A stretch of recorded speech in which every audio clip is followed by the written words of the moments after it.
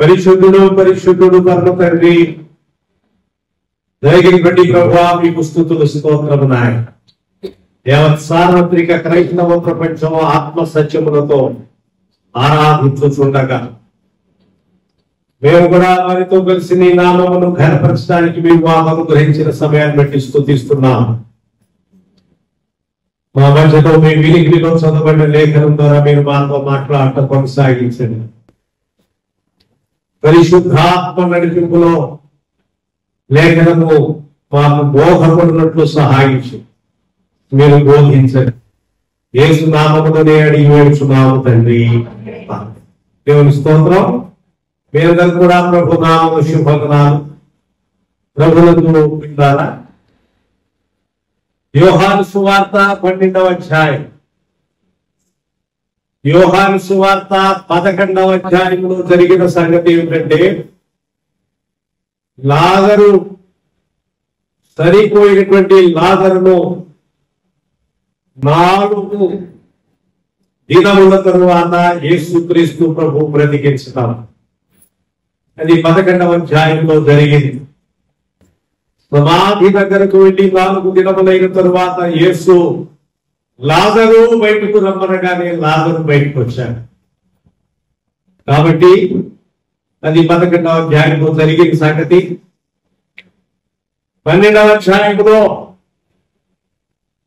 Mariya Martha అనగా లాజరు యొక్క అక్కలు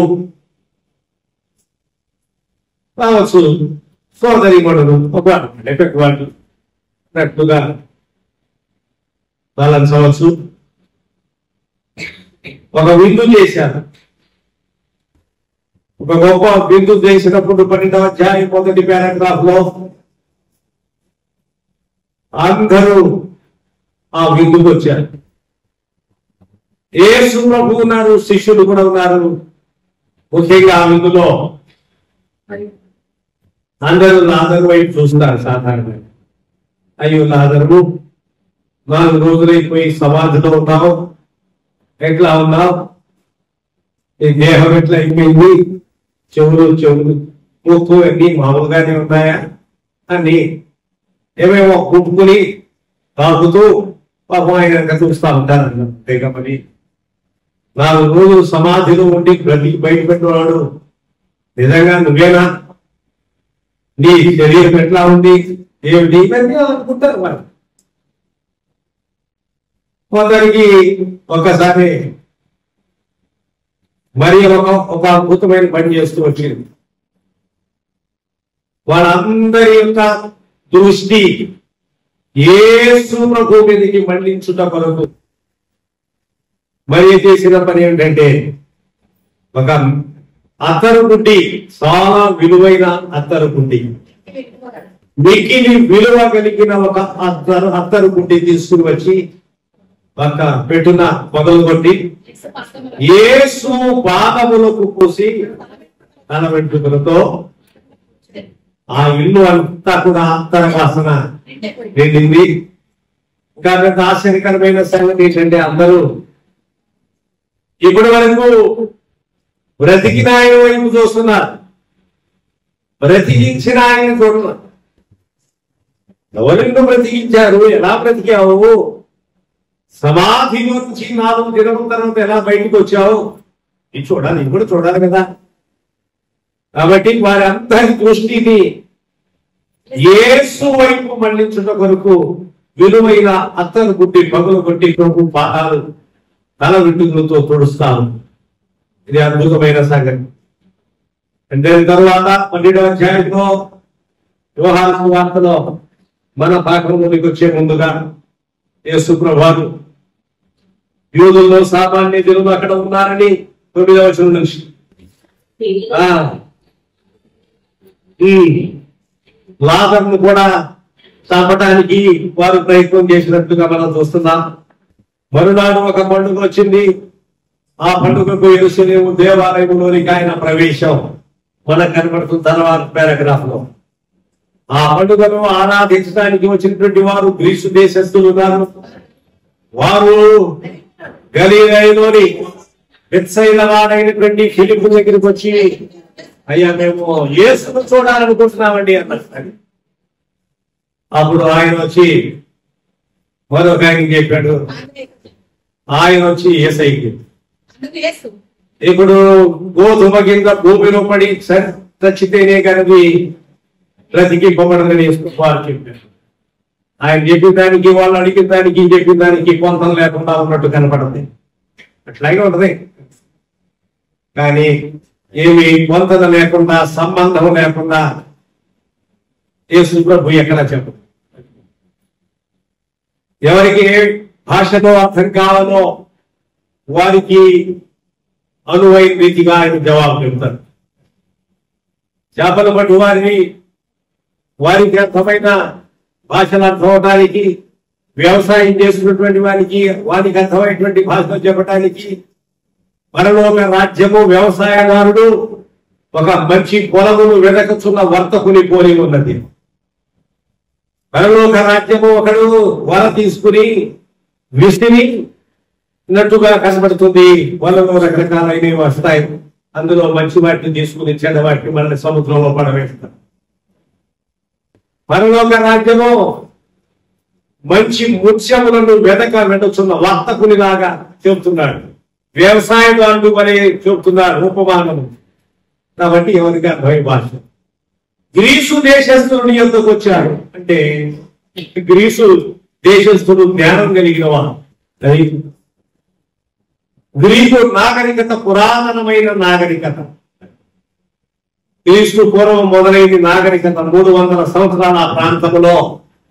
ఇంకా కొంచెం ముందు పెడితే దానియేలు గ్రంథం ప్రకారంగా చూస్తే కూడా ఒక రకంగా చెప్పాలంటే 500 సంవత్సరాలు గ్రీసు పూర్వం నుంచి కూడా అదిగో ఆ విగ్రహ పట్టికలో గ్రీకు నాగరికత కూడా మనకు కనబడతా ఉంది.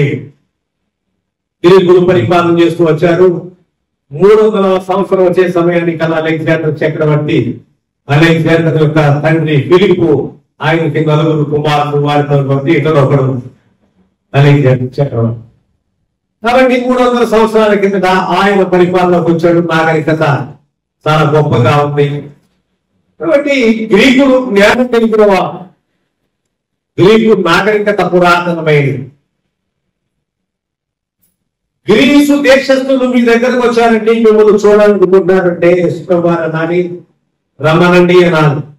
లేకపోతే ఇప్పుడు ఖాళీ లేదు, రేపు రమ్మనండి, లేకపోతే సాయంత్రం రమ్మనండి, ఎల్లుండి పొద్దున్న రమ్మనండి, ఇట్లా ఏదో చెప్పాలి. ఆయన చెప్పారు మనుష్య కుమారుడు మహిమ పొందవలసిన గడియ వచ్చి ఉన్నది. గోధుమ కింద ఒకటి అడిగితే ఒకటి చెబుతారు. లేకపోతే ఇంకొకటి అడుగుతాడు. వాడికి ఎట్లా చెప్పాలో ప్రతి వాడికి జవాబు అట్లా చెప్తాడు. మళ్ళీ నోరు మూసుకుని ఎవరు మాట్లాడలా. ఎవడు ఏటడు ఆయన ప్రశ్న వేయించిన ఆయన ప్రశ్న వేయడానికి తెగించలేదు. అంటే ఇంకో మాట చెప్తున్నా, ప్రశ్న ఒకటైతే జవాబు అడ్డదిడ్డంగా చెప్పినట్టు కాదు. మళ్ళీ తిరిగి అడగలేకుండా అడగవలసిన అవసరం లేకుండా జవాబు చెప్పాడేసరికి ఒకటి అడిగితే ఒకటి చెప్పారు అనుకోండి. మనం నేనేమడుగుతున్నా మీరేం చెప్తున్నా, ఏమైనా అర్థం ఉందా అన్నో అదే కదా. వాళ్ళకి అర్థం అవుతుందండి. వాళ్ళు వేదాంతం ఎరిగిన వాడు, తక్కువవాడు కాదు. పురాణాలు అన్ని గ్రీకు నాగరికతలో, మైథాలజీ అంతా కూడా గ్రీకు నాగరికత నుండి వచ్చింది. గ్రీకు నాగరికతలో చాలా మంది చాలా పురాణాలు పుట్టుకొచ్చాయి. అది మిథాలజీ అంటారు. మిథాలజీలు మైథాలజీలు ఏమన్నా కానీ. కాబట్టి ప్రభుత్వ దుబ్రిలన్నా గోధుమ కింద భూమిలో పడి సామకుండి నిడదా అంటే నేను సరిపోబోతున్నాను, ప్రాణం పెట్టబోతున్నాను, మహిమ పొందవలసిన గడియ. ఏంటి మహిమ పొందవలసిన గడియ? అందరూ గోధుమ మీద ఆయన ఊరేగిస్తారా ఏంటి? అందరూ కూడా ఆయన్ని వెనకాలబడి వస్తారా ఏంటి? అదేం కాదే. మహిమ అంటే ఏమనుకున్నాం సాధారణంగా లోకంలో ఒక గొప్ప సమాజంలో ఒక ఘనత, మహిమ, ఇదంతా కూడా లోకరీత్యా చూసేటట్టయితే యేసుక్రీస్తు ప్రభు మహిమ పొందవలసిన గడియ కాదు.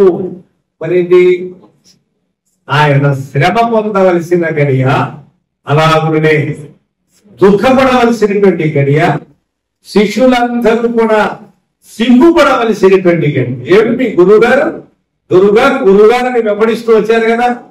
ఈ గురువు గారు దాక్కున్నాడు, కొంతసేపు దాక్కోవాల్సి వచ్చింది. అందుకే అతను మొత్తం పొందిన వాడ ఆయన దాక్కున్నాడంట. ఎవరు చెప్పారు దాక్కోన్నాడు అని? దాక్కునవలసిన పరిస్థితి ఎందుకంటే చేయవలసిన పని వరకు దాక్కున్నాడు. తర్వాత వాళ్ళు పట్టుకోవడానికి వచ్చినప్పుడు మీరు ఎవరిని వెతుకుతున్నారు అన్నాడు. మేము యేసుని. నేనే ఆయన ఇంకెందుకే వెతకడం దండగా, అది కదా. కాబట్టి ఆయన దాక్కున్నాడు, పారిపోయాడు, తప్పించుకున్నాడు, తిరిగాడు, ప్రాణం మీద భీతి కలిగి అని చెప్తారు కదా. పిచ్చివాడు సగం మాత్రమే చదివి జ్ఞానం లేని వాళ్ళందరూ వాళ్ళందరితో ఏమంటారంటే మరి చెప్తారు, వాట్సాప్ యూనివర్సిటీలో చదివాడంటాడు. భలే ఉన్నారు. మరి యూనివర్సిటీ వాట్సాప్ ఉంటుంది కదా, అది యూనివర్సిటీ వాళ్ళకి. మీరు ఏ యూనివర్సిటీలో చదివారంటే వాట్సాప్ యూనివర్సిటీ. బాగా చదివారే. కాబట్టి వాట్సాప్ యూనివర్సిటీ స్టూడెంట్స్ అందరూ అట్లా, స్టూడెంట్సే కాదు మేధావి వర్గం అందరూ కూడా అట్లా చెబుతారు. తిరిగి దొరుకుతారు జ్ఞానం లేని వాళ్ళు. యేసు ప్రభువు ఆయన చేయవలసినటువంటి పని పూర్తయ్యేంత వరకు తప్పించుకున్నాడు. ఒక చోటు నుంచి ఒక చోటుకు వెళ్ళిపోయాడు. ఒక టైం వచ్చింది, అప్పుడు నేనే ఎందుకు సేపు వెతుకుతారు అన్నట్టు. సరే గ్రీసు దేశస్తులకు అర్థమవుతుంది కనుక భాష వారితో మాట్లాడాడు. మనం ముందుకు వెళ్తాము, లేకపోతే మన పాఠంలోనికి వెళ్ళలేము. ఆ తర్వాత యోహాను సువార్త మనం చదువుతున్నటువంటి భాగంలోనే ఏమండి 12వ అధ్యాయం 37వ వచనానికి వచ్చాం. యేసు ఈ మాటలు చెప్పి వెళ్ళి వారికి కనబడకుండా, ఎందుకంటే ఏ మాటలు చెప్పారు అంటే మీరు వెలుగు సంబంధులకున్నట్లు మీకు వెలుగుండగానే వెలుగునందు విశ్వాసముంచుడని వారితో చెప్పాను. మీరు వెలుగు సంబంధులు కావాలి, చీకటి సంబంధులు కావాలి. లోకంలో చీకటి ఉన్నది. యోహాను సువార్త మొదటి అధ్యాయంలో చాలా తరచుగా యోహాను తన గ్రంథకర్త యోహాను శిష్యులలో ముఖ్యమైనటువంటి యోహాను వెలుగు వెలుగు వెలుగు అనే మాట రాస్తాడు. తన పత్రికల్లో కూడా అలాగే వెలుగును గురించి మాట్లాడతాడు. 1, 2, 3 పత్రికల్లో కాదు. అలాగే యోహాను సువార్తలో యేసు క్రీస్తు ప్రభు వెలుగై ఉన్నాడు. యెషయా గ్రంథంలో 9వ అధ్యాయం 2వ వచనం ప్రకారంగా చీకటిలో కూర్చుండు వారు గొప్ప వెలుగు చూచెదరు, మరణ ఛాయ గల దేశ నివాసుల మీద వెలుగు ప్రకాశించెను అనే వ్రాయబడిన ఆ ప్రవచనము, ఆ యొక్క ఉపమానము మొదటి రాకడతో యేసు క్రీస్తు ప్రభువులో నెరవేర్పు జరిగింది. అందుకని యేసయ్య అన్నారు, నేనే లోకమునకు వెలుగు, నన్ను వెంబడించువాడు చీకటిలో నడువక జీవపు వెలుగు కలిగి ఉండును. అందుకని ఆయన అన్నారు, వెలుగు సంబంధులకున్నట్లు వెలుగు ఉన్నప్పుడే మీరు జాగ్రత్తగా నడుచుకోనండి. చీకటి వస్తుంది, నడవలేదు, తడబడతారు, తొట్టిల్లుతారు. చీకటిలో తిన్నగా నడుస్తారా? ఏమున్నాయో కింద భయం. చీకటి కనబడదు. చీకటి పాపము కూడా, లోకం కూడా చీకటితో నిండి ఉన్నది. లోకం కూడా చీకటితో నిండి. అపవాది ఎందుకు చీకటితో నిండి ఉన్నది అంటే ఒక ముఖ్యమైన సంగతి మీకు జ్ఞాపకం చేస్తా. ఈ లోక అధికారము సాతాను తీయబడినది. మత్తయి సువార్త 4వ అధ్యాయంలో యేసుక్రీస్తు ప్రభువుని ఎత్తైన కొండ మీదికి అపవాది తీసుకొని పోయిన తరువాత, ఈ లోక రాజ్య మహిమను నీకు ఇస్తా, నాకు నమస్కారం చేయి, ఎవరు చూడలేదుగా అంటాడు. ఎవరిని? సాక్షాత్తు సృష్టికర్త అయినటువంటి యేసుక్రీస్తు ప్రభు. దీనికి మధ్య చెప్తున్నారులేండి, సృష్టికర్త వేరు, యేసు వేరు, రకరకాల బోధలు వచ్చింది. బయట నుండి ఒక తిప్పలం, లోపల ఉన్నవాడు ఒక తిప్పలం, రకరకాల బోధలు. అది ఎన్ని రకాల బోధలు తయారైంది. అందుకే చాలా జాగ్రత్తగా ఉన్నాను. కనుకనే ప్రభునందు ప్రియమైన దేవుని బిడ్డల, సముద్రములో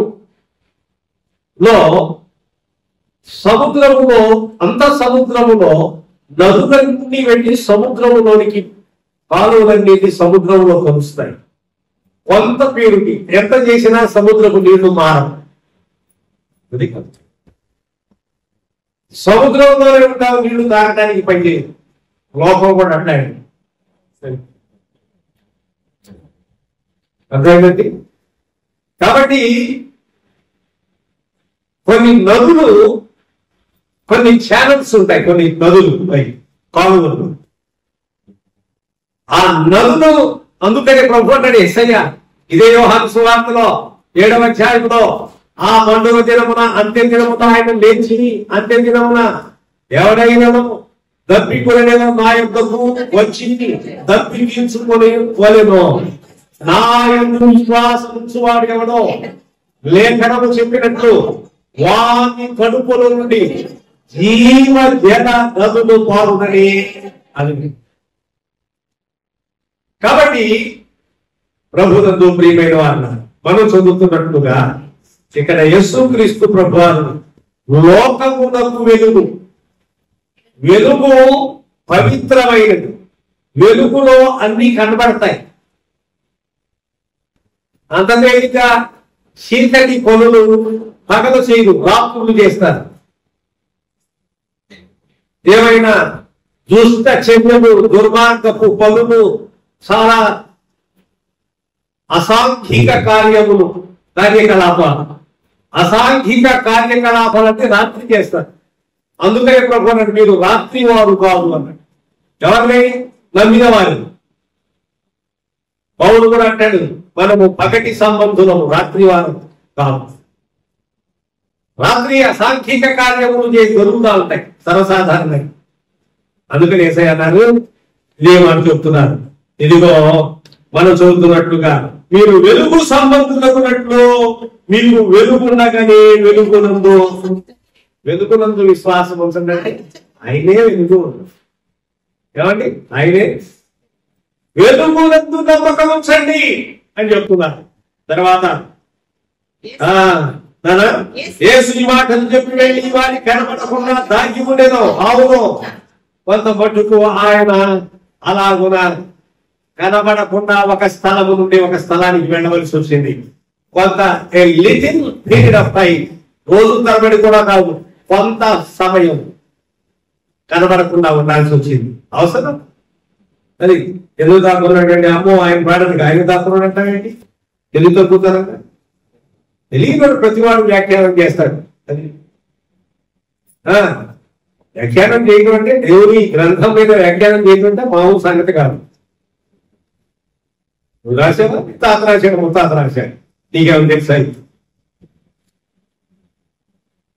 పరిశుద్ధాత్మ ప్రేరణ చేత మనుషులే రాసిన పరిశుద్ధాత్మ ప్రేరణ చేత రాశారని దేవుడి వాక్యం సెలవిస్తా ఉంది.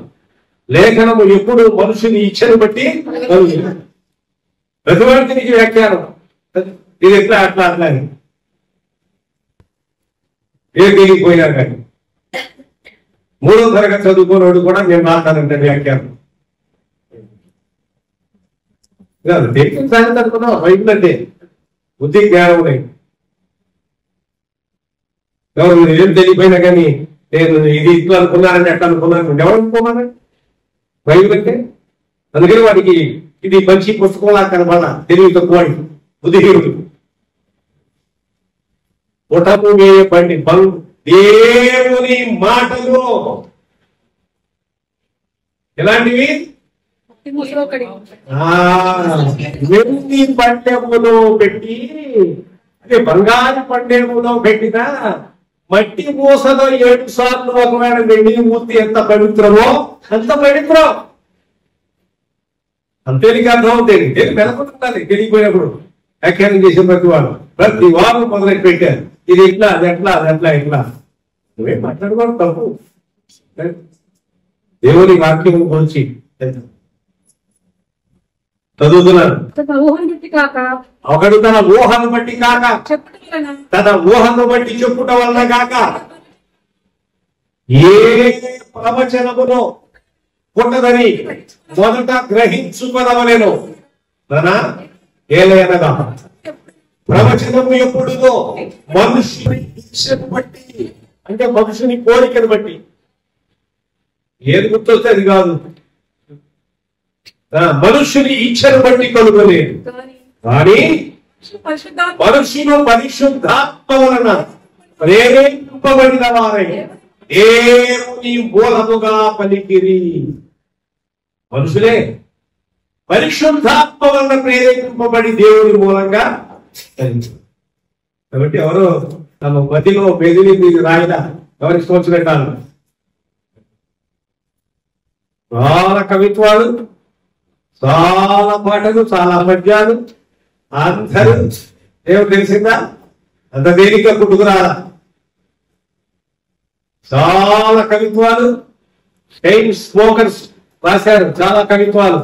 ఏమి ఊసుకోక వాకింగ్ చేసుకుంటూ ఏదో ఒక ఆలోచన వస్తే పద్యం రాశారు, పాట రాశారు. అది ప్రపంచంలో ప్రాచుర్యాలు కలిగినాయి. అది కదా. ఇంకా మధ్యము సేవించి రాశారు. అవి చాలా ప్రపంచంలో ప్రాచుర్యంలోకి వచ్చాయి. అట్లా కవిత్వం రాగా వచ్చింది కదా బైబిల్. అది కాబట్టి వారి మనసుకు తోచింది ఎవరికాళ్ళ రాయలేదు. పరిశుద్ధాత్మ, the people, the men of God. People అనే మాట భావన దైవజనులు, the men of God inspired by the Holy Spirit, they led by the Holy Spirit. పరిశుద్ధాత్మ చేత వారు నడిపించబడ్డారు, పరిశుద్ధాత్మ చేత ప్రేరేపింపబడి రాశారు. ఇది ముందు మనం మొదట గ్రహించు. అదే కదా చదివింది పేతురు పత్రికలు. మొదట మనము గ్రహించుకోవాలి. ఎవరు తమ ఇష్టం వచ్చినట్టుగా రాసింది కాదు. అదే కదా, ఎవరి ఇష్ట ప్రకారంగా రాయన. ఈ బైబుల్ ఇదంతటిని ఒక బుక్ లాగా, బైబుల్ అంటేనే బుక్ లేదు, ఒక సంకలనం చేయడానికి అన్నింటినీ ఒక చోట తీసుకుని రావడానికి మొదటి శతాబ్దంలో నుండి కూడా చూసుకుంటూ వచ్చి 312, 325, 335 ఇట్లా చర్చ్ కౌన్సిల్స్ వాళ్ళందరూ కూడా కూర్చుని పెద్ద డిబేట్లు పెట్టి పండితులందరూ కూడా చర్చించి ఏది పరిశుద్ధాత్మ చేత ప్రేరేపించబడింది, ఏది ఊరికే జరిగిన సంగతి అంతా చరిత్రలాగా రాశారు. జరిగినవన్నీ కూడా దినచర్య రాయడం వేరు. పేపర్లో వచ్చే వార్తలన్నీ కూడా జరుగుతూ ఉంటాయి. నేను వార్త వాళ్ళకి పోయి ఎప్పుడైనా అవసరం అయితే ఒక నేను ఇట్లా వచ్చింది కానీ తిరిగి చూస్తాం అంతే. మనం వచ్చింది కానీ తిరిగి చూస్తాం. లైబ్రరీలో ఉంటే ఏదైనా వార్త ఇద్దరు రోజుల్లో పలానా రోజు పేపర్లో పడిందంటే లైబ్రరీకి వెళ్ళి తిరిగి చూసుకునేవాడు. అదేది అందరి దగ్గర పేపర్లు వచ్చేవి కాదు, లైబ్రరీకి పోవాలి. కొన్ని ఇళ్ళకి మాత్రమే పేపర్లో వచ్చాయి. ఏదన్నా ఒక న్యూస్ పడిందంటే పలానా తారీఖు వార్త ఎక్కడ ఉంటుంది, లైబ్రరీలో అక్కడ అటెండ్ ఉంచుతారు. వెళ్ళి లైబ్రరీ దగ్గరికి వెళ్ళి పలానా రోజు పేపర్ కావాలి తిరిగి చూసుకునేవాళ్ళు. ఇప్పుడు అట్లా కాదుగా. నిన్న వార్త ఇవాటికి లేదు, ఇప్పుడు కొత్త వార్త వస్తుంది. పొద్దున మళ్ళీ సాయంత్రానికి మారిపోతుంది. గంటకి అప్డేట్ వచ్చేస్తా ఉంటారు. కాబట్టి అంతే కదా. అయినా కానీ జరిగిన సంగతి ఒకటి కావాలి కదా. మనప్పుడు మన సంగతి జరిగింది అది ఉండదు కదా. అలాగే అలా లోకంలో జరిగిన సంగతులు అన్నీ కూడా, రాజుల చరిత్రలో జరిగిన సంగతులు, ఆ సంగతులు, ఈ సంగతులు అన్నీ కూడా బైబిల్లో ఉండనక్కర్లా. అవసరం ఏమి మానవాళి కోసము దేవుడు ప్రత్యక్షంగా మోషే ద్వారా ధర్మశాస్త్రం పాత నిబంధనలో ఇవ్వబడింది కనుక 5 పుస్తకాలు ఉన్నాయి. రాజులు పరిపాలన చేశాడు, చరిత్ర సంబంధమైన పుస్తకాలు ఉన్నాయి. కావ్య గ్రంథాలు ఉన్నాయి, కొన్ని పుస్తకాలు ఉన్నాయి. ప్రవచన గ్రంథాలు ఉన్నాయి, కొన్ని పుస్తకాలు. ఇలా 4 భాగాలు పాత నిబంధన, కృత నిబంధనలో కూడా సువార్తలు, అలాగనే చరిత్ర, అపోస్తలుల కార్యములు, అలాగనే పత్రికలు, 4వది రెవల్యూషన్. ఇక్కడ కూడా 4 భాగాలు. ఇవన్నీ కూడా ఎవరికి వాళ్ళు పెట్టుకునే కాదు, మీరంతా రాసుకున్నారండి అంటే అది ముందు తెలుసుకోవాలి. మీరే రాసుకున్నారు కదండి.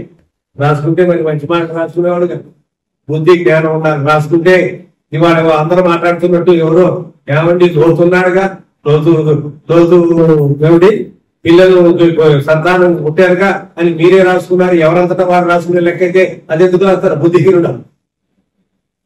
అదే కదా, అది రాయదు కాదు. బాగోదు చదువుకున్నాడు ఈ బాలముఖం రాయదు కదా, మరి ఎందుకు రాశారు? ఇది పరిశుద్ధాత్మ ప్రేరణ చేత రాయబడింది. మనిషి చేసిన తప్పు, మనిషి ఒక వ్యక్తి చేసిన తప్పు, అది దేవుడు చేసిన తప్పు కాదు.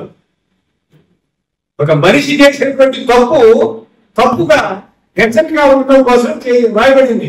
అది చదువుకుని బాగైపోతామని కాదు, అది చదువుకుని బాగుపడాలి.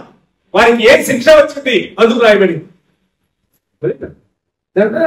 ఇది మీరు రాసుకుని ఎవరికైనా రాసుకుంటే మరి మంచిగా రాస్తారుగా. ఆ మాట రాసి అమ్మో ఇది జరిగిపోయింది అని అనుకుంటాం కదా మనం. అది అక్కడే ఉండాలి ఆలోచన అనేవాడికి. మన బైబిల్ విమర్శిస్తున్నటువంటి ఉన్నారు చూడు, పేర్హామి వరకు మనకి ఉల్టా పల్టా తెలియదు. ఇది బైబిల్ ఇట తెలియదు. ఆయన పేపర్ ఎందుకు వేసి కూర్చున్నాడంట, కూర్చోండి చదవండి అని అన్నాడు. చదవండి అంటే చదువుతున్నాడేమయ్యా అన్నాడంట. తీరా దగ్గరికి వెళ్ళి చూస్తే పేపర్ తిరిగేసుకుంది. అది కదా, చదువుతున్నట్టు కనబడుతున్నాడు. చెట్టు కింద పెద్ద మనిషి చెట్టు కింద కూర్చుంటారు కదా, వీళ్ళందరూ అనుకుంటారు పాపం పేపర్ రోజు చదువుతున్నాడు. చదువుకుంటున్నాడు, ఒక్కరు చదువు వినిపించండి అని అడిగారు. ఈయన తిరిగేసి కట్టుకున్నాడు. అట్లా ఉంటే వ్యవహారం. బైబుల్ అంటే తేలికుందా ప్రతి వాడి వ్యాఖ్యానం చేయడానికి? అదే కదా పరిశుద్ధ అయిపోయి. అది కాదు ప్రతి వారం మాట్లాడటానికి లేదు, అమ్మో వ్యాఖ్యానించడానికి లేదు. అది గుర్తుపెట్టుకోవాలి. త్వరగా చెప్పని ఉన్నాను, నేను అసలు ఉన్నాను. యేసు ఈ మాటలు చెప్పి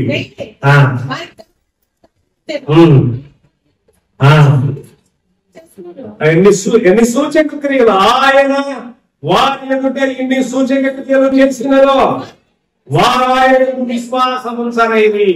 యేసు ప్రభు వారు ఎన్నో సూచక్రియలు చేశాడు.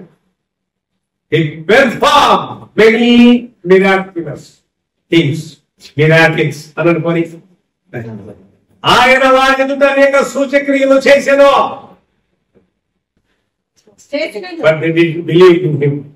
వారు ఆయన విశ్వాసం ఉంచలేదు. ఎన్నో సూచక్రియలు చేశారు యేసు ప్రభువా.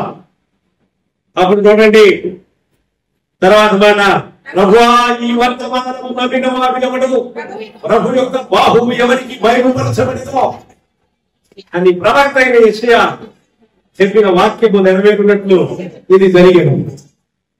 ఇందుచేత వారు నమ్మలేకపోయి ఏదనగా వారు కనులతో చూసి హృదయంతో గ్రహించి మనస్సు మార్చుకుని నా వలన స్వస్థత పొందకుండునట్లు వారి కన్నులకు గుండితనము అంధత్వము,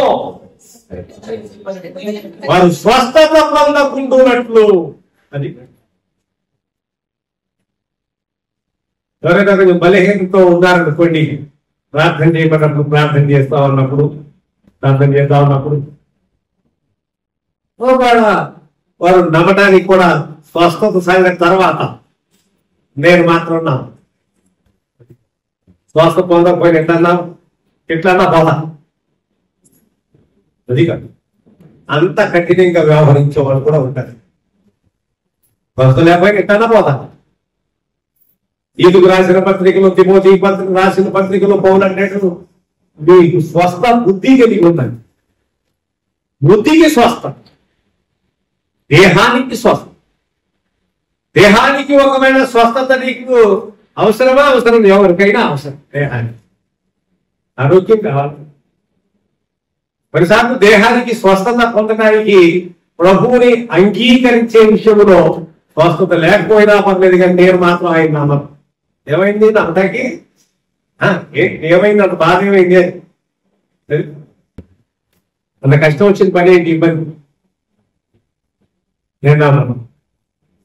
ఒకవేళ ఇంకో ముఖ్యమైన సంగతి, దేహానికి స్వస్థత అవసరం లేదు అనుకుంటే కూడా ఆత్మకు స్వస్థత, బుద్ధికి స్వస్థత అవసరం. అయినా ఇంకో మాట, దేహానికి స్వస్థత కంటికి కనబడుతున్న దీనికే మనుషులు లోబడకపోతే బుద్ధికి స్వస్థత, స్వస్థ బుద్ధి, బుద్ధికి స్వస్థత అన్న సంగతి అంత ఆలోచన ఎవరు పోతారు? అదే కదా. అందుకని వారు స్వస్థత పొందకుండునట్లు ఈ లోకములో స్వస్థ బుద్ధితోను, నీతితోను, భక్తితోను బ్రతుకుచుండవలెనని. అది స్వస్థ బుద్ధి అంటే దేహానికి రోగం అది తప్పదు ఎట్టాడు, కానీ బుద్ధికి రోగం రాకూడదు. అది కదా, బుద్ధికి వ్యాధి రాకూడదు. బుద్ధికి రోగం వస్తే బాధ, దానికి వైద్యం లేదు. దేహానికి రోగం వస్తే డాక్టర్ గారు ఉన్నారు, ఏదో వైద్యం చేస్తారు డాక్టర్ గారు. కాబట్టి బుద్ధికి రోగం వస్తే, బుద్ధికి జబ్బు చేస్తే నా బుద్ధి బాగోలేదండి, దానికి వైద్యం చేసి డాక్టర్ గారు అంటే డాక్టర్ గారు అట్లా కాసేపు చేసి అయిపోయి చూస్తారు, ఏం చేయాలి ఏం చేయాలన్నా కానీ నా బుద్ధికి వైద్యం చేయడం కొద్దిగా నా బుద్ధి బాగోలేదు అని వెళ్ళాం ఇంకో డాక్టర్ గారు దొరికి. డాక్టర్ గారు ఏమంటారు? ఏమంటాడు? ఏమో విచిత్రంగా ఉంది వాహం అనుకుంటాడు. కానీ ఇక్కడ ఉంది ఎస్ఐ దగ్గర నీకు బుద్ధికి స్వస్థత. అది బుద్ధి, మనస్సు, హృదయం అనండి. ఏమన్నా చెప్పండి, ఏమండి?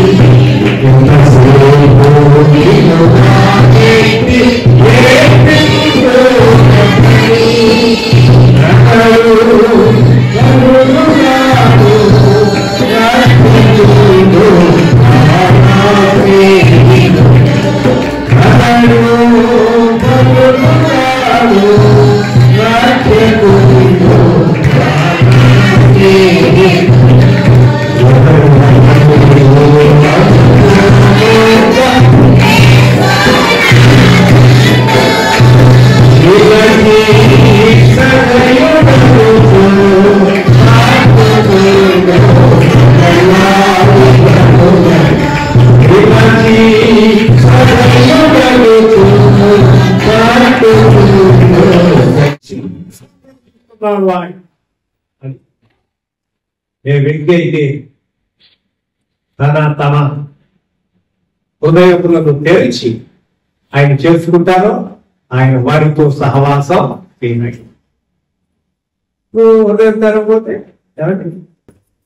ఎవరు వచ్చారు, మేము వెళ్ళాము, తలుపు తీస్తే లోపలికి వెళ్తాం, తలుపు తీ లోపల రావాలి అంటాము కదా.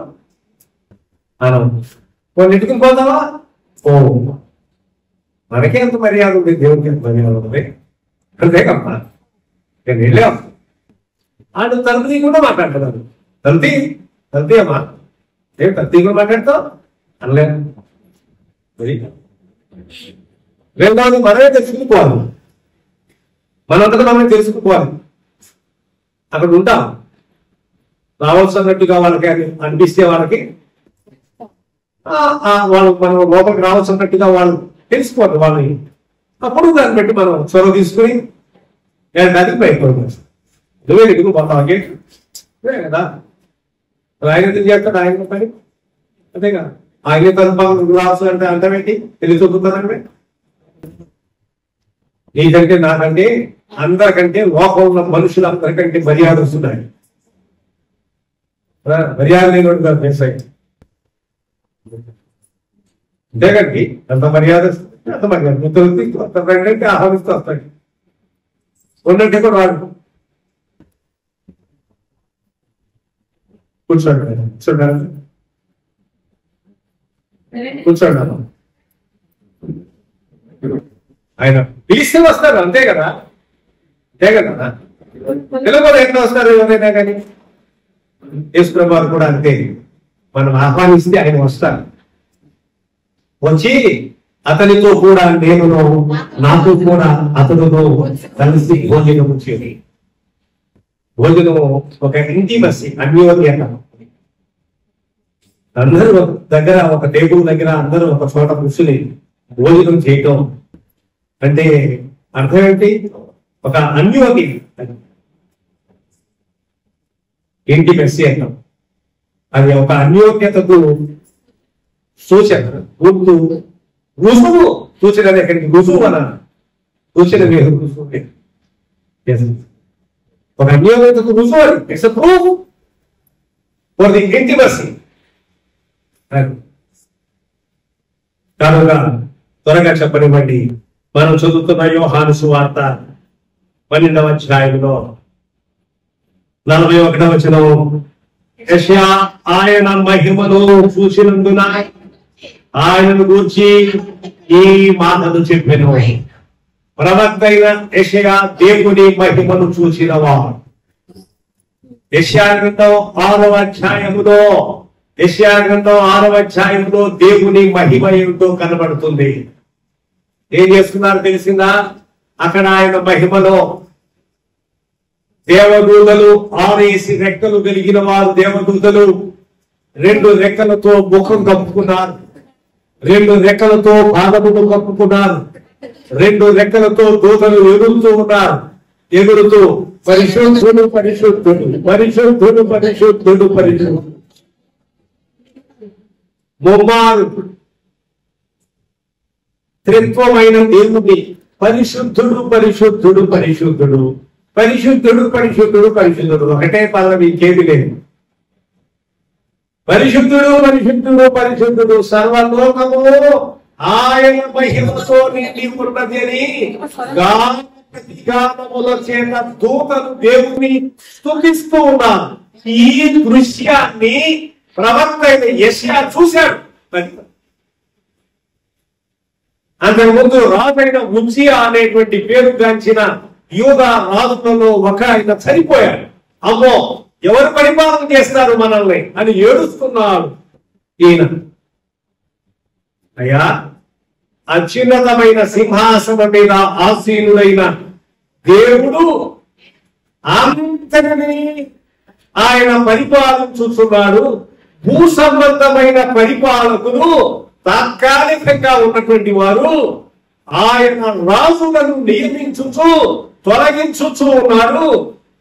దానియేలు గ్రంథం 2వ అధ్యాయం ప్రకారం కాలములు సమయములు ఆయన స్వాధీనములో ఉన్నాయి. రాజులను నియమించుచు త్రోసివేయుచు ఉన్నారు. నేపాల్ యొక్క పరిస్థితి దయనీయంగా ఉంది. నేపాల్ యొక్క ప్రధానమంత్రిని వస్త్రాలు కూడా ఊడదీసి లాగివేసి భారతదేశం ప్రజలు నేపాల్ ఆర్మీకి సాధారణమైన ప్రజానికం తిరుగుబాటు చేస్తున్నారు. ఆర్మీ మీదే తిరగబడ్డారు ప్రజలు. నేపాల్ అసలే ఒక పోర్ కంట్రీ. అలాంటిది ఈ విధమైన వైఫల్యం ఇంకా ఎక్కువ నష్టం తీసుకుని రాగలుగుతుంది ఆ దేశాన్ని. ఆర్థిక సంక్షోభం ఉన్నటువంటి వచ్చిన పరిస్థితుల వల్ల ఇవాళ ప్రధానమంత్రి బాధపెట్టు ఆర్మీని కూడా భయంకరమైన పరిస్థితులు మన ప్రకారం నేపాల్ దేశంలో జరుగుతున్నాయి. అధికారులు రాజులు వీళ్ళందరూ అసలైన సర్వాధికారి అయిన దేవుడి అధికారం క్రింద ఉన్నారు. ఎప్పుడు అధికారులైనటువంటి వారు తమ తమ యొక్క పరిపాలన ప్రజలకు సరిగా అందించకుండా ఉంటారో వారు నెట్టివేయబడతారు, ఇంకొకరు దేవులకు పంపిస్తారు. లోకం పుట్టినది మొదలుకొని దేశాలు, అధికారాలు, పరిపాలనలు ఇవన్నిటి కూడా అత్యున్నతమైన సింహాసనమైన దేవాది దేవుడు వీటన్నిటినీ తన నియంత్రణలోనే ఉంచుతున్నాడు. మనం అనుకుంటున్నాం ఇక్కడ భూ సంబంధమైన అధికారులు మాత్రమే పరిపాలన చేస్తున్నారని. ఒక సమయం వచ్చినప్పుడు ఆయన చొరవ తీసుకుంటాడు. ఆయన నిరంతరము పరిపాలకుడుగా ఉన్నాడు. దేవుని నియంత్రణ తప్పిద్దాని కూడా నేపాల్ యొక్క పరిపాలన, ప్రధానమంత్రి, ప్రభుత్వము, మిలిటరీ, ఆర్మీ నియంత్రణ అదుపు తప్పింది. తప్పచ్చు, వారి అదుపు దాటిపోవచ్చు, కానీ దేవుని అదుపు దాటిపోదు ఏ దేశం యొక్క పరిస్థితులు కూడా. అది మాట మీకు అర్థమైందో లేదో. నేపాల్ ప్రధానమంత్రి, నేపాల్ యొక్క ఆర్మీ, నేపాల్ యొక్క సైనికులు వాళ్ళ అదుపు తప్పింది, నియంత్రణ తప్పిపోయింది. పరిపాలన విషయంలో ప్రజలు అదుపు చేయలేకపోయారు ప్రజలు. అట్లాగే మనుషులందరూ కూడా దేవుడి నియంత్రణ తప్పుతారండి. దేవుడు కంట్రోల్లో ఉన్నాడు, దేవుడు వదిలేద మనుషుల్ని. అది కాదు, మిగులు పెట్టుకోవాలి. దేవుని నియంత్రణ ఉంది మనకి అందరికీ. We all are under the control of God. One who is the creator of the God. God in the Bible. సృష్టికర్త అయినటువంటి దేవుడు లోకమంతటి నియంత్రణ ఆయన చేతిలో ఉన్నాయి.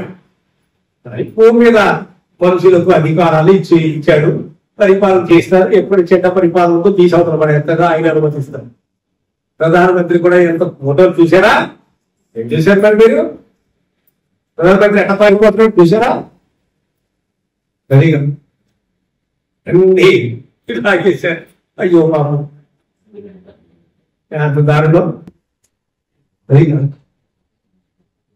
కాబట్టి దేవుని అదుపు తప్పేది ఉండదు. మనిషే దేవుడు. ఆయన అదుపు తప్పి ఆయన నియంత్రణ తప్పి ఏ భూమి మీద మనుషులు ఏమీ చేయలేదు. ఆయన నియంత్రణలోనే ఉన్నది సమస్తం.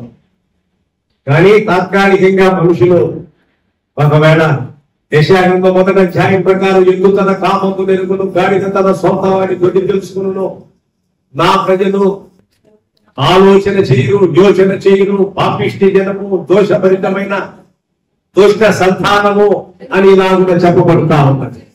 అయితే ఒక ముఖ్యమైన మాట ఏంటంటే, మనుషులు ఒకవేళ దేవుని నియంత్రణలో ఒకవేళ మనుషులు తాము లేవనుకుంటున్నాను, కానీ ఎక్కడికి వెళ్తాం? 139వ కీర్తన ప్రకారం 139వ కీర్తన ప్రకారం ఎక్కడ పోతున్న మనిషి?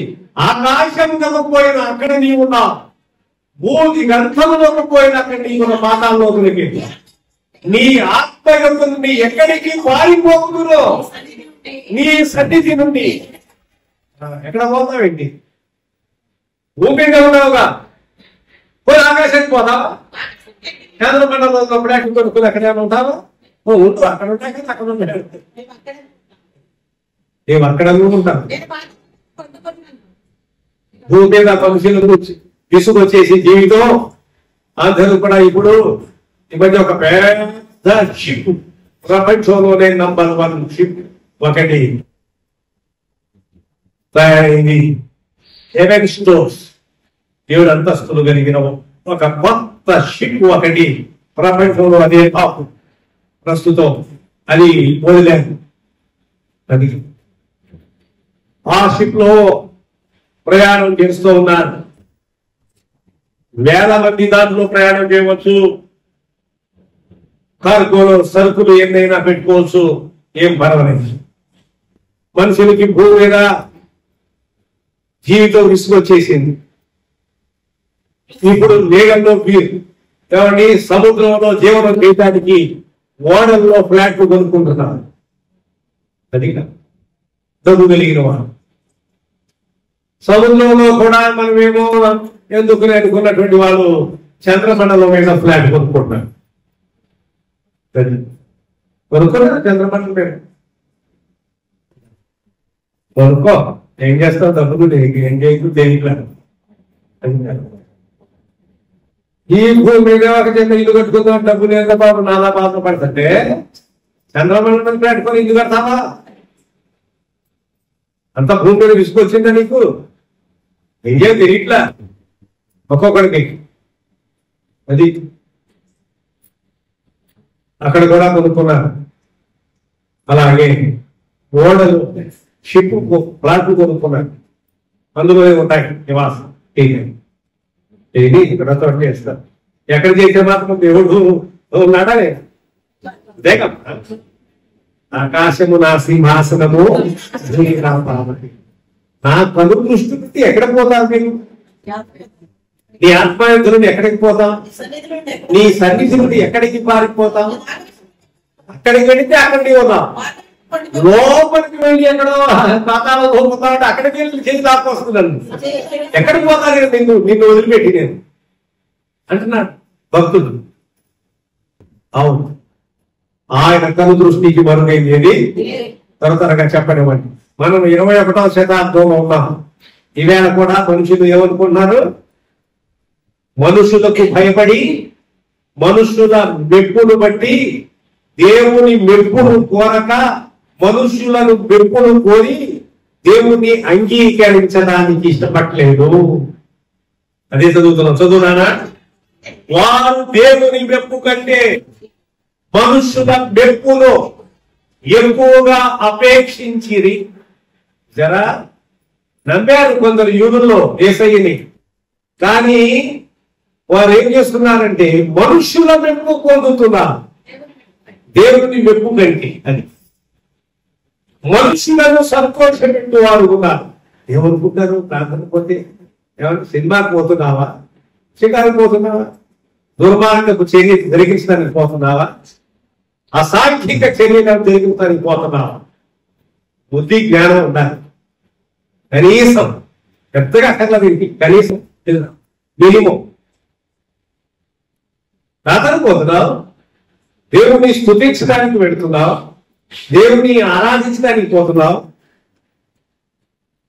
ఒక గృహిణి ఎలా ఉండాలో, ఒక యవనస్తుడు ఎలా ఉండాలో, ఒక భర్త ఎలా ఉండాలో, ఒక భార్య ఎలా ఉండాలో, ఒక తల్లిదండ్రులు పిల్లల ఎలా ఉండాలో, ఒక యజమానుడు దాసుని ఎడల ఎలా ఉండాలో, ఒక దాసుడు యజమాని పట్ల ఎలా ఉండాలో, పిల్లలు పెద్దవారి పట్ల ఎలా ఉండాలో, అత్తగారు కోడలు ఎట్లా చూడాలో, కోడలు అత్తగారిని ఎలా గౌరవించాలో, సాధారణమైన ప్రజానికం ప్రభుత్వాన్ని ఎలాగ అధికారానికి లోబడాలో, సాధారణమైనటువంటి సాధారణమైన ప్రజలు పౌరులు ప్రభుత్వానికి ఎలా లోబడాలో, అధికారానికి లోబడాలో, ఎలా గౌరవించాలో, అధికారులు సన్మానించాలో, చట్టాన్ని ఎలా గౌరవించాలో, అన్ని సంగతులు బోధించబడతాయి. ఇక్కడ ఒకటి తప్పి మతం తప్పించి. నువ్వేమనుకున్నావు? అన్ని తప్పించి మతమే బోధిస్తారు ఇక్కడ అనుకున్నావు. మన అర్థిక అర్థమైందో లేదు. అది అందరూ ఏమనుకున్నారు? ఇవన్నీ తెలియదు నీకు. ఓ సోదరుడు ఒక సహోదరుడి పడి ఏ విధమైన జాతి, ఇంకా ఏ విధమైన వ్యత్యాసం చూడకుండా ఒకరు అన్యోన్యత, సహోదర భావము, ఒక గొప్ప అన్యోన్యత, దగ్గరగా ఉండడం, కలిసి జీవించడానికి, కలిసి మాట్లాడుకోవడానికి, కలిసి భోజనం చేయడానికి, ఒకరి పట్ల ఒకరు ఎలాగో ప్రేమ చూపాలో, ఎక్కడ సహోదర ప్రేమ, ఆ గొప్ప ఆప్యాయత, ఇది అంత బైబిల్ బోధిస్తుందంటే ఇవన్నీ పోయి ఒక్కటే చెప్తాం. ఇవన్నీ ఏం బోధిస్తున్నారో తెలియదు, ఒకటే చెప్తారు. అక్కడికి వెళ్తే మతం గురించి బోధిస్తారు, మతం మార్చేస్తారు. ఇది ఒక్కటే నీకు అర్థమైంది. లోకానికి సైతాను అది. అందుకని ఏం చేసేవాళ్ళు? ముందుగానే మూసేసేద్దాం జరగట్లా. అది కాదు. అందుకనే ముందుగా రానివట్ల మూసేసుకో. మూస్తే ఎవరికి లాభం, ఎవరికి నష్టం? అదే కదా. ఓ సమయం వస్తుంది, త్వరగా ముగిస్తున్నా. 2 చోట్ల నిలబడాలి. ఒకటి వైట్ థ్రోన్ జడ్జిమెంట్, ధవళ సింహాసనపు తీర్పు. అది ఎక్కడ తెలిసా? ఉదాహరణకు మొత్తుకో, ఉదాహరణ మత్తయి సువార్త 25:56, మీరు నిత్య శిక్షకులు నీతిమంతులు నిత్య జీవమునకును తోలుతుంది. అది గొర్రెలేమో కుడివైపున ఉన్నాయి, మేకలేమో ఎడవైపున ఉన్నాయి. ఆయన వేరుపరుస్తాడు, గొల్లవాడు గొర్రెలను మేకలను వేరుపరుస్తాడు. ఆ విధంగా ఒకనొక దినమున నమ్మిన వారు నమ్మని వారు వేరుపరచబడతారు. అది వైట్ థ్రోన్ జడ్జిమెంట్, ధవళ సింహాసనం. రెండవ చెప్పమంటారా? 2 కొరింథీ 5:10, ఎదుగనగా తాను జరిగించిన క్రియల చొప్పున అవి మంచివైనా సరే చెడ్డవైనా సరే ప్రతి వాడు దేహముతో జరిగించిన వాటి ఫలము అనుభవించినట్లు క్రీస్తు న్యాయపీఠము మనము ప్రత్యక్షము కావలసి. ఇది బీమా. బీమా గ్రీకు భాషలో బీమా అంటే, మనం బీమా అంటాం చూడండి, లైఫ్ ఇన్సూరెన్స్ ని. బీమా అంటే ఇన్సూరెన్స్ కదా.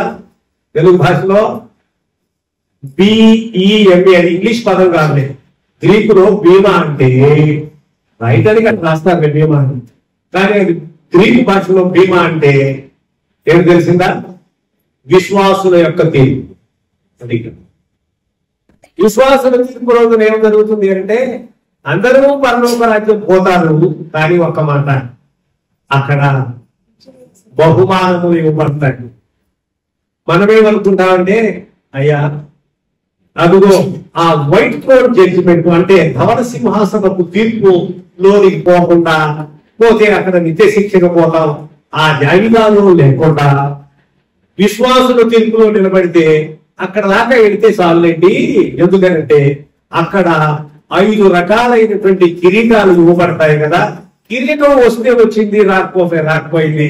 ఆ రాజ్యంలో అడుగు పెడతాం, అదే చాలనుకుంటాం.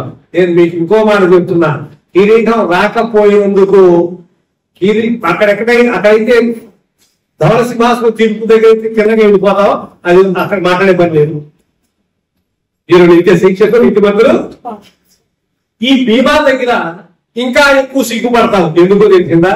నీ కుడి పక్కన కూర్చున్నానుందే, లేక నీ ఎడవైపు కూర్చున్నానుందే, ఈమె ఎంత భక్తిహీనురాలు అనుకున్నావో, ఆమెను పిలిచి ఒకవేళ నీ కుడి పక్కన కూర్చున్న ఆయన ఒక ఆయన ఉన్నాడే, నీ ఎడవ వైపు కూర్చున్న ఒక ఆయన ఉన్నాడే, నీ ముందు కూర్చున్న ఆయన ఉన్నాడే, లేక నీ వెనక కూర్చున్న ఆయన ఉన్నాడే, చాలా కాలంగా వీళ్ళకి భక్తి లేదు పాడు లేదు అనుకున్నావో, వాళ్ళకి పిలిచి ఒకవేళ 5 రకాలైన కిరీటాల్లో జీవ కిరీటము, వాడవాడని కిరీటము, మహిమ కిరీటము, నీతి కిరీటము, అక్షయ కిరీటము ఉన్నాయే, ఒకళ్ళని పిలిచి రా అనౌన్స్ చేసింది వాళ్ళకి ఇస్తున్నాను పిలిచి, అప్పుడు నువ్వు సిగ్గుపడాలి. అంతా ఎంత కాదు.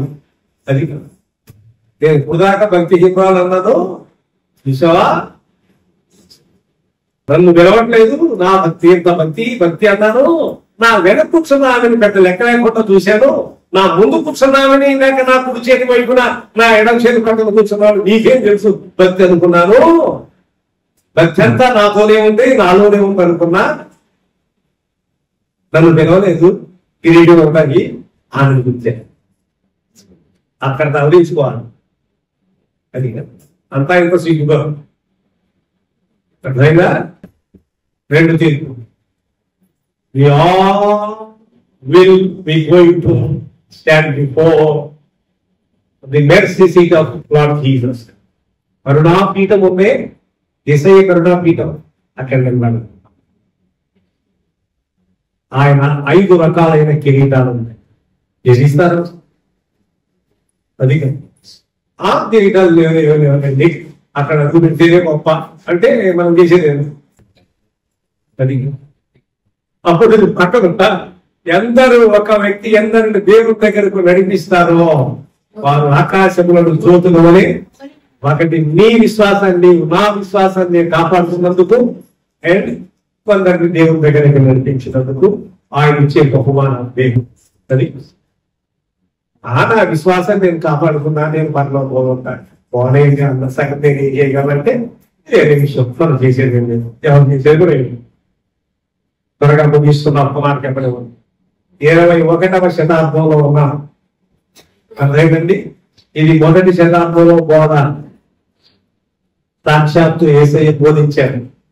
35 క్రీస్తు శకం బహుశా అంతేగా, మరి 33వ సంవత్సరానికి బతికింది. ఆయన చిన్నగా బోధించిన మాటలు ఇవి. ఇవాళ 21వ శతాబ్దంలో ఉన్నాం. ఆనాడు కూడా మనుషుల మెప్పు కోరి, మనుషులకు భయపడి, సమాజములకు భయపడి, స్వకీయులకు భయపడి, జాతి వారికి భయపడి, నేను తెలుగు భాషలో మాట్లాడడం మా పదమే, మన దేశానికి ఉన్నటువంటి కాస్ట్ అనే దరిద్రం ఈ దేశానికి ఉంది, ఏ దేశానికి లేదు. అందుకని ఒక గొప్ప మేధావి వర్గం ఈ దేశంలో కాస్ట్ అనేది ఉన్నంత కాలం దేశం బాగుపడదు. ఈ దేశానికి ఉంది. మిగతా వాళ్ళకి క్రీడ ఉంది, కలర్ ఉంది, మనకి కాస్ట్ కూడా ఉంది, దూరం ఉన్నాయి. అది కాదు. మిగతా వాళ్ళకి రంగు, వర్ణం, కలర్ అని క్రీడ్, నల్లవాడు, తెల్లవాడు, ఇలాంటి గొడవ. అందుకే మరి గాంధీ గారు సౌత్ ఆఫ్రికాలో నువ్వు చిన్న గాంధీని పెట్టావు, ఆయన పెద్ద గాంధీని పెడతారు సౌత్ ఆఫ్రికాలో. ఆయనే అక్కడ నెట్టేశారు ట్రైన్లో ఏమంటే సౌత్ ఆఫ్రికా. అందుకని వాళ్ళ నల్ల జాతీయుల పక్షంగా పోరాడాడు కాబట్టి గాంధీ గారు మనకంటే ఎక్కువ సౌత్ ఆఫ్రికాలో బొమ్మ పెట్టి దండం పెట్టుకుంటారు. అర్థమైందా? అక్కడ కలర్ అండ్ క్రీడ్ కాస్ట్లీ. ఈ దేశం ఒక్కట్లోనే కాస్ట్. అది కూడా వ్యాపారంలో కూడా ఉంది, అంతే కాదు అక్కడ కూడా ఉంది దరిద్రం. అదిగా ఒకప్పుడంతా ఇది ఒక అఖండ భారతం. ఇంకా వెనకెళ్తే చాలా రకాలుగా పిలువబడింది భారతం. భారతదేశం పిలువబడి ముందు జంబూ ద్వీపం అన్న అన్ని చిన్న చిన్న రాజ్యాలన్నీ ఎట్లా కొన్ని వెళ్ళిపోయాయి. సరే ఏదన్నా కానీ అయినా పెద్ద దేశమే. ఈ పునరుద్ధారణ మందు ప్రభుత్వం వెళ్ళారు. 21వ శతాబ్దంలో ఉన్నాం. ఇవాళ సిగ్గుపడేది ఏం లేదు. యశ్వరం నమ్ముకుంటారు. ఏమన్నా అనుకుంటారేమోనే కానీ ఎవరు అనుకునేది వాళ్ళ కోసం వీళ్ళు చేస్తారండి, వీళ్ళ కోసం ఇది చేయాలండి అనుభవం. 21వ శతాబ్దంలో ఉన్నాం. ఏనాటి నుంచి సువార్త వినిపించబడుతుంది? అదే కదండి. ఇది 35లో బోధించిన సంగతి, ఇది యేసయ్య సాక్షాత్తు. ఇవాళ 21వ శతాబ్దంలో ఉన్నాం. ఎంతకాలంగా దేవుని వాక్యము బోధించబడుతూ ఉంటే యేసుక్రీస్తు అందరికీ ప్రభు అంటే ఇవాళ మాట్లాడదు. మరి ఇవాళ నేను కొత్తగా వచ్చినట్టుగా మాట్లాడతాను. మనకు సంబంధం లేదండి యేసు ప్రభు అని. దాన్ని చెప్పే కదా మీకు ఈ సంగతిని బోధించట్లా. ఇక్కడ చర్చిలో ఎవరో మతం గురించి బోధించట్లా. ఎవరో బోధించడం ఏ బుద్ధిహీనుడు అంతేలిగా నేను కాదు, ఎవరు కూడా బోధించరు. ఈ సంబంధాలు ఒకళ్ళొకళ్ళు ప్రేమించడం, ఎవరు ఎట్లా ఉండాలో గౌరవించాలో, దేశం సమాజం వర్ధిల్లడం కొరకు మనం ఏం చేయాలి, మనం క్షేమంగా ఉండడం కోసం కుటుంబాలు ఒక వ్యక్తి మార్పు చెందితేనే కుటుంబం బాగుంది. కాబట్టి ప్రతి ఇండివిజువల్ నుంచి మొదలవుతుంది. బైబిల్ బోధిస్తుంది ఒక వ్యక్తి సరిగా ఉండాలి, ఒక స్త్రీ సరిగా ఉండాలి, గృహిణి లేకపోతే కుటుంబం పాడైపోతుంది. జ్ఞానవంతురాలు తన ఇల్లు కట్టుకుని మూఢురాలు తన సొంత చేతులతో. ఇవేగా నేను చెప్పేది. మతం చెప్తున్నారు. ఎవరు ప్రశ్న మతం? ఇదేనా మతం? నేను చెప్పింది ఇదేందా? మతం చెప్పగలిస్తే ఏం చెప్పింది చెప్పన్నారా? మాకు లేదంటున్నారు కానీ రికార్డ్ అవుతుంది ప్రోగ్రామ్ అయినా. నేను నాకేం భయం? సతీ సహగమనం గురించి తెలిసిందా మీకు? భర్త చచ్చిపోతే భర్త పాపాలని క్షమాపణ కోసం భార్య తీసుకెళ్ళి కాల్చాలి. ఆ పాపాలన్నీ కూడా పోతాయి. వీళ్ళిద్దరు కలిసి స్వర్గంలో లక్షల సంవత్సరాలు ఉంటారు. ఇద్దరు బాగానే. మరి ఈ పురాణం నుంచి ఏమంటారు? అదేం చెప్పండి ఇక్కడ అంతేకాదు. ప్రతి సంఘంలో రాజా రామ్మోహన్ రాయ్ గారు వచ్చి చేసేద్దాం కానీ ఆయనతో పాటు విలియం కేట్ గారు వచ్చి 18వ శతాబ్దంలో 19వ శతాబ్దంలో వచ్చి ఆయన చేసినటువంటి పనులు అన్నీ కాదు. సతీ సహగమనం మా దగ్గర లేదంటున్నారు, అన్నీ ఉన్నాయి. పెద్ద మానవం దొరుకుతున్నాయి అనుకోవడం అంతా నగరపడి అంతా వచ్చాడు మనకి. ఒక ముఖ్యమైన మాట చెప్పలేము. అందుకే నేను చెప్పగలిగిందే ఉంటే మనం చెప్పదలసింది ఏ ఉద్దేశంతో మాట్లాడుతున్నాం అంటే, చర్చికి వెళ్తాయని మతం గురించి బోధిస్తారు. అది ఆ మాట కోసం చెప్తున్నారు. చర్చికి వెళ్తే మతం ఏం చెప్తారు అంటున్నారు కదా, అందుకు చెప్తున్నా మాట. లేకపోతే మాట్లాడాల్సిన మతం అవసరం కూడా. చర్చికి వెళ్తే నీకు మతం చెప్పారా? మతం చెప్పింది చాలా సంగతులు ఉన్నాయి, దాని సంగతి చూసుకో. అంతే కదా. గోడలు కాదు, వయసు వచ్చిన అత్తగారిని ఎలా మర్యాదగా చూడాలి, ఎంత జాగ్రత్తగా చూడాలి, ఎంత బాధ్యతగా చూడాలి, పిల్లలు తల్లిదండ్రులు ఎలా చూడాలి, అత్తగారు కూడా కోడలు ఎట్లా చూడాలి, పెద్దలు పిల్లలందరూ వయసు పెద్దలు ఎలా గౌరవించాలి, ప్రభుత్వానికి ఎలా లోబడాలి, ప్రజలు అధికారానికి. ఈ గదిలో కూడా రాజుని శపించొద్దన్నారు. వాళ్ళు మన పరిపాలకులు ఎవరుంటారో వాళ్ళని దూషించకూడదు. మనం ఏకవచనంతో మాట్లాడటమే తప్పు. అసలు వాళ్ళని ఏమి ఎంత పడ్డా మాట్లాడతాము. దేవుడు అధికారం ఇచ్చాడు వాళ్ళు ఏమండి. అంటే నువ్వు గెలుస్తావా? వర్గంగా గెలుస్తావా? నీ వల్ల ఉందా? వల్ల ఉంది. ఎవడెంత తక్కువ అదే కదా. మరి ఎందుకు వాళ్ళు ఎట్ట మాట్లాడుతున్నాడు? తప్పు కదా. ఎట్ట మాట్లాడుతుంది అధికారం గౌరవించాలి. ఇవన్నీ నన్ను బయటకు చెప్తుంది. నీ గదిలో కూడా నీ యొక్క రాజుని శపించవద్దు. పెద్దగా మాట్లాడమాక. ఒక ముఖ్యమంత్రి లేదు, ఒక ప్రధానమంత్రి లేదు, ఒక అధికారి లేదు. ఎట్లా పడితే అక్కడ మనుషులు పాడిపోయి భయం తెగించారు. భయం లేకుండా పోయి తప్పు కదండి. ఇదివరకు రాజులు ఏం చేసేవాడు తెలిసిందా? రాత్రి వేళ మంత్రి రాజు కలిసి అసలు ప్రజల్లో కూర్చేయమనుకున్నారు, మారు వేషం తిరుగుతూ ఉండేవారంట. ఈ ప్రజలు ఎట్లా మాట్లాడుకుంటున్నారు? నన్ను తిడుతున్నారా? పరిపాలన ఎట్లా ఉంది? నన్ను తిడుతున్నారా? బాగానే ఉంది అనుకుంటున్నారా అని మారు వేషంలో తిరుగుతూ ఉండేవాడు రాజు గారు. రాజరిక పరిపాలన ఏదన్నా తేడా వచ్చింది అనుకుని సరి చేసుకుంటూ ఉంటాడు. ఓహో ఇట్లా అనుకుంటున్నారనమాట ప్రజలు. కాబట్టి ఒకటే చెప్తాను సార్, ఒక్క మాట చదువుతున్నానా? ఒక్కటి చదువు, ఎక్కువ టైం అయిపోయినాడు నానా. వారు దేవుని మెప్పు కంటే మనుషుల మెప్పును ఎక్కువగా, దేవుని మెప్పు కంటే మనుషుల మెప్పును, మనుషులు సంతోష పెట్టడానికి ప్రయత్నం చేయమాట. వాళ్ళు ఏమనుకుంటారు? నాకు దేవుడు నమ్ము, రక్షణ పొందు, బాప్తిసం పొందు, అలాగే పొందినాక ఆయన గమనించు. వాళ్ళు ఏమనుకుంటారు అనుకోని బాధపడతారు. దేవుని మెప్పు కావాలా, మనుషుల మెప్పు కావాలా? మనుషుల మెప్పు తాత్కాలికం. నువ్వు ఏమి చేసినా మనుషులు మెప్పించలేవు. వాళ్ళగా జీవితంలో ప్రయత్నం చేసుకో, ఒక లైఫ్ టైం వాళ్ళగా. మనుషులు ఏమంటారు? ఒకసారి కాబట్టి పెడితే పెట్టి లేకపోతే చాలు. ఇది మనుషుల వ్యవహారం. మనుషులు ఎంత పెట్టిస్తావు? అందుకే పెడితే పెట్టి చాలా లేకపోతే చావంటే. అలాగే మనుషులు ఏమి పెట్టించరు. మనుషుల మెప్పు కంటే దేవుని మెప్పును ఎక్కువ. దేవుని మెప్పు కలుగుతుంది మన ప్రభువుని అంగీకరించి గట్టిగా నిలబడి కొందరిని దేవుని దగ్గరికి బలా మంచి నమ్మకమైన దాసుగా, బలా మంచి నమ్మకమైన అది కదా. రక్తం అవసరం.